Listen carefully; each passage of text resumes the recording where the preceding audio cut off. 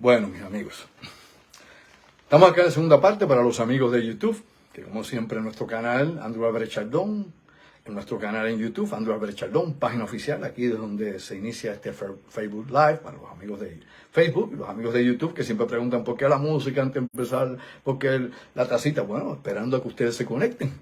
No voy a arrancar por ahí, mucha gente aún así llega un poquitito más tarde y se pierde parte de introducción, aunque recuerde que todo esto queda grabado en mi página Andrew Alvarez Chardón, página oficial, y en YouTube lo va a ver integral. Bueno, mis amigos, vamos por aquí rápidamente con mi directo amigo y colaborador de tantos años, el ingeniero Orlando Pla. Orlando, buenas noches.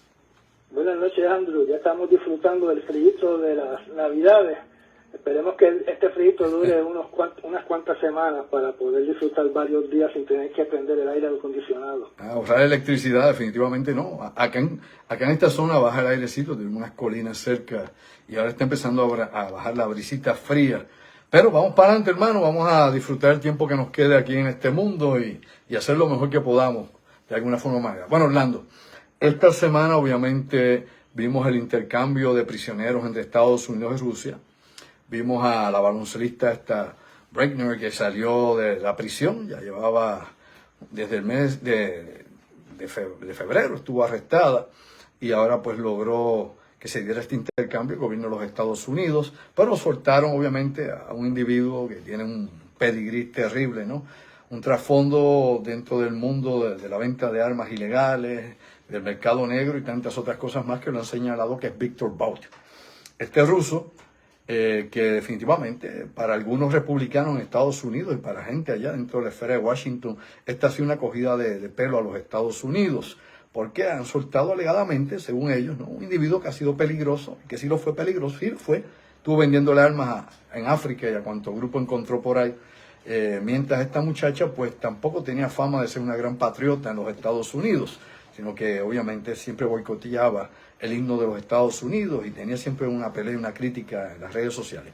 Habla un poco de este individuo, de Viktor Bout, y qué es lo que hay con él y qué se podría aquí distinguir de todo ese compendio de información que existe sobre esta persona. Bueno, en cuanto a Britney, esa muchacha, en mi opinión es que no podemos condenar a ninguna persona de ese color de piel cuyos antepasados en la nación americana, sus antepasados fueron encadenados, esclavos, y fueron tratados como esclavos. Así que tenemos que respetar que ella tiene, ¿verdad?, fundamento para no ir a escuchar el himno nacional de Estados Unidos, que viene de una poesía del año 1814 donde se practicaba la esclavitud en Estados Unidos. Así que tenemos que entender que todas estas personas de esa gran raza que tienen afroamericano, DNA, que ha venido de África, tenemos que respetar su molestia de estar en una nación que esclavizó a sus antepasados. Bueno, Orlando, ¿y eso no le aplicará a los puertorriqueños en alguna medida también? Pues claro que sí. Definitivo. Pues claro que sí. Tú sabes que tú y yo salimos diariamente a la calle y nos encontramos con personas que han pisoteado la bandera norteamericana, que no quieren saber absolutamente nada de Estados Unidos, que te pasan condenando diariamente lo que Estados Unidos hizo en Puerto Rico. Claro. Y con todo eso uno guarda un gran respeto y una amistad con esas personas, aunque uno no comparte, ¿verdad?, claro, muchos de sus ideales, pero uno tiene que respetar que ellos tienen su forma de pensar y uno tiene sus formas de pensar. Están justificados completamente en algunas posturas que han tomado y no se pueden criticar, no podemos criminalizarlos simplemente porque tienen otras ideas con respecto a lo que ha hecho Estados Unidos en la isla de Puerto Rico durante ya más de 100 años. ¿Y sobre Víctor? Dime. ¿Y sobre Víctor qué tenemos, Orlando? Cuéntame. Pues mira, tenemos que entender que este señor Viktor Bout es simplemente una persona que apareció después del famoso Anand Khashoggi, que fue en un momento el hombre más rico del mundo, que era el traficante de armas más grande del mundo en la década de los 80, donde este caballero lo que hacía era que servía como el middleman, como el hombre de contacto para que Estados Unidos y otros países le vendieran armas a toda África y a los países musulmanes. Víctor Bout aparece cuando cae la Unión Soviética, la antigua Unión Soviética, y se crea un caos dentro de la Unión Soviética y los antiguos satélites de la Unión Soviética, donde él, junto con sus compinches que eran generales y comandantes de alto rango, oficiales de alto rango, no solamente del ejército ruso, sino también de los ejércitos de los ex satélites y de Ucrania, pues aprovechó y se metió en el campo de la venta de armas, principalmente en la zona de África. Así que él no es el único que se mete en ese negocio. En aquel entonces tenemos que entender de que él representaba una competencia comercial contra el vendedor de armas más grande del mundo, que era Estados Unidos en ese momento. Y también era una persona que le quitó inventario de armas ilegalmente a Rusia para venderlo en África. O sea, que él para los rusos debe ser un ladrón, y cuando llegue a Rusia posiblemente el FSB lo interrogue para saber quiénes eran sus compinches en la década del año 1990 y saber cómo es que él pudo sacar las armas rusas del país para venderlas en África. Tenemos que entender que acá hay un montón de hipócritas estadounidenses de que están acusando a este tipo por el cambio de la dama Britney Griner, cuando tenemos a un Oliver North que era traficante de armas, que no está en la cárcel. Como tú sabes, Andrew, mis hijos tienen un pariente, un tío abuelo que perteneció a la CIA, y yo tuve el placer de hablar con él en el año 1986, y entonces él me explicó que el negocio favorito de los agentes que se jubilaban del Pentágono y de la CIA era convertirse en traficantes de armas, era convertirse en un Oliver North. ¿Ves? Así que acá hay una hipocresía de Estados Unidos de estar creando esta nube alrededor del señor Víctor Bout, cuando Estados Unidos es culpable de exactamente lo mismo para todas sus guerras proxy, ¿ok? Y yo creo que con esta descarga está claro de que Víctor Bout es solamente uno del montón, que no tiene absolutamente ningún valor en estos momentos para el gobierno ruso, que no se averiguar quiénes eran los generales y los oficiales y los altos oficiales de gobierno que cooperaron con él en la década de los 1990. Bueno, y si queda alguno en el sistema para entonces meterle mano, asumo yo, para enjuiciarlo. Si alguno todavía está ahí, no se ha retirado, no se ha muerto. Así que ahora esto abre otra caja de Pandora allá en Rusia, dentro de lo que se refiere a este tipo de corrupción, pero todos sabemos que incluso en la actualidad hay corrupción en el ejército ruso. No hay ni siquiera equipo para las tropas regulares, las venden, las sacan por otros lugares. Lamentablemente esto está podrido horizontal y verticalmente en todas partes, Orlando. Pero bueno, ya que estamos hablando de tipos así, individuos que han creado que yo una aureola, como de que algunos, pues como Oliver North, que sabemos el caso Irán-Contra y todas las cosas en las que estuvo involucrado en la época de Reagan, hasta este señor, este ex-marine que lleva ya un tiempo encarcelado allá en Rusia, que ahora lo quieren poner como un héroe nacional, Paul Whelan. Este señor Paul Whelan, que dicen que por qué no cambiaron a Víctor Bout por él, porque si Paul Whelan está acusado de espionaje injustamente, etcétera, etcétera. Orlando, háblale un poquito a la gente sobre este individuo, ¿no? ¿Qué es lo que hay de información sobre él? Para que quitemos los mitos y la idea del héroe, del último héroe americano.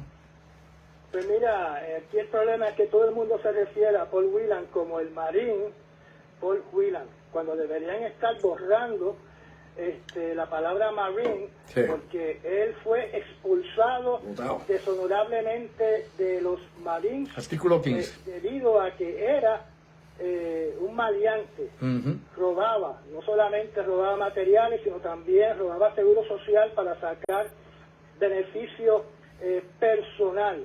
Esta es una de las personas, Andrew, de las cuales tú has hablado por decenas de programas en la otra realidad desde que empezó el conflicto en Irak, porque cuando él estaba en Irak, él fue expulsado por ser uno de los saqueadores el museo que operó dentro de, que se aprovechó del conflicto de Irak para robar. Sí, ¿okay? el museo. Así que por eso fue que él fue expulsado, porque fue uno de los saqueadores que se aprovechó de la situación de Irak. También tiene fama de ser un mentiroso, de mentir en qué trabajos ha realizado en el pasado. O sea, él decía que era sheriff y cuando uno iba a investigar resultaba que era prácticamente policía de palito. Anda, no se sabe, Andrew, cómo es que este señor llegó a ser gerencial de Kelly Services y después se hizo gerencial de Borg-Warner, una compañía de piezas de automóviles que tenía una operación en Rusia y terminó en Rusia. Como tú sabes, en el pasado tú has dicho de tus propios labios, no sé si te recuerdas, que la CIA, cuando habló de Whelan, dijo que esa persona no calificaba en ningún aspecto para poder ser miembro de la CIA. Claro, debido a los las calificaciones. Era un embustero compulsivo.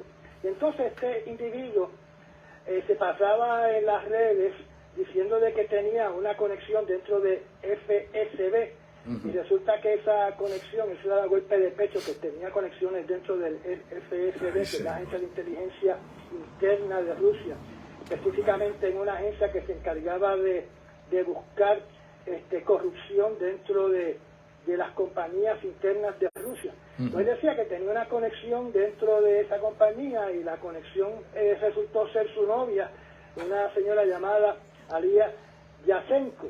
Y entonces pues se le acusa a él de que mediante su novia él obtuvo posesión de una memoria que contenía todos los empleados de la agencia donde trabajaba la novia.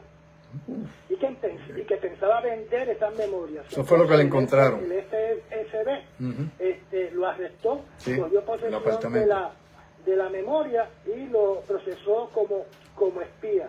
Naturalmente, si este individuo era espía, no era espía de la CIA. Este tipo debe haber sido un espía de estos independientes, o estos espías freelance industriales que tratan de robar toda la información posible para vendérsela a intereses que le van a pagar.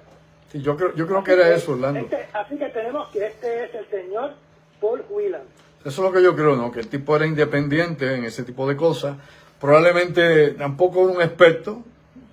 Si hubiese sido un experto, no hubiera sido tan fácil darle rastro, porque lo siguieron.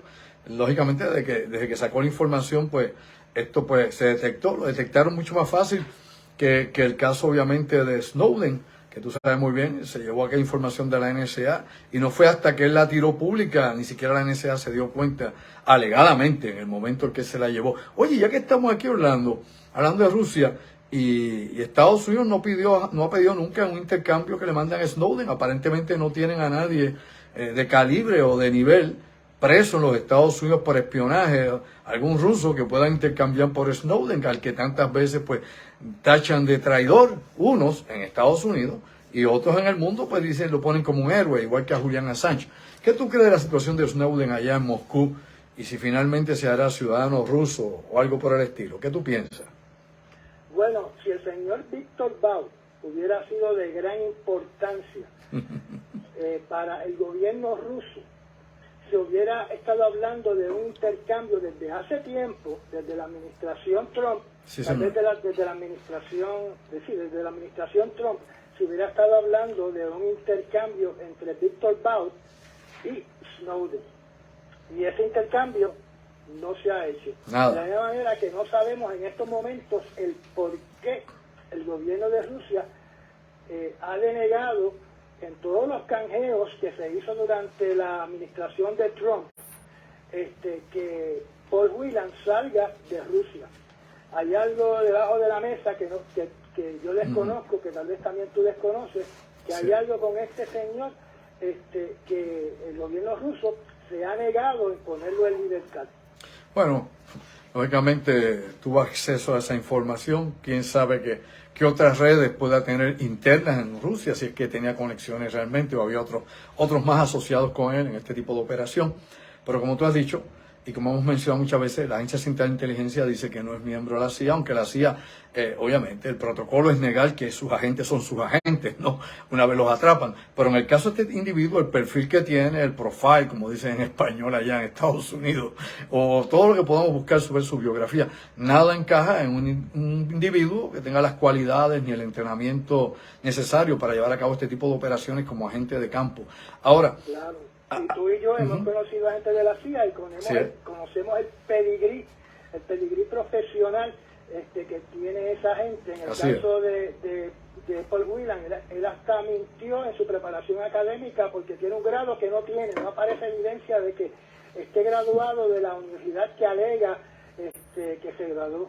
Bueno, está como Bob Lazar y el revolú del Área 51. Esa es otra historia de Robert Lazar. Bueno, Orlando, hay un asunto que yo creo que es neurálgico, y como dije al principio, tenemos poco tiempo hoy, creo que le des a este ángulo de la realidad que se está viviendo en Irán, de la represión del gobierno de los ayatolás, ¿no? De esta teocracia que ha impuesto sobre los manifestantes. Hemos visto ya que continúan las ejecuciones de las personas que han sido juzgadas por haber protestado, los han acusado de crímenes de odio contra Dios. O sea, el término, obviamente, dentro de esta teocracia, es que a ti te condenan a muerte por odio contra Dios. Alegadamente, todo el que protestó allí, o lo arrestaron, o se resistió al arresto, pues se le acusa de odio contra Dios y la sentencia va a ser ejecución, la muerte.